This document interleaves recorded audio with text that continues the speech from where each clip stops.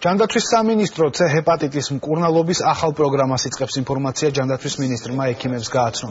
მსოფლიოში ერთ-ერთი ყველაზე ძვირად ღირებული პრეპარატი ქართულ ბაზარზე მსოფლიოში აპრობირებული მედიკამენტი სოლოს ბუვირი მომავალი წლიდან შემოვა და ის ნებისმიერი მოქალაქისთვის ხელმისაწვდომი იქნება.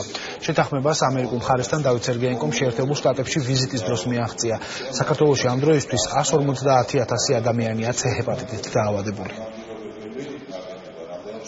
მკურნალობის დაგეგმილი პროგრამა საკმაოდ დაბალ ფასად შესთავაზებს სერვის მომხმარებელს. ეს გახავთ წარმატებული თანამშრომლობა საქართველოს მთავრობას და ამერიკულ კომპანიას შორის. ამერიკის შეერთებული შტატების მთავრობა დაავადებათა კონტროლის ეროვნული ცენტრის მეშვეობით ხელს შეუწყობს ამ პროექტის განხორციელებას.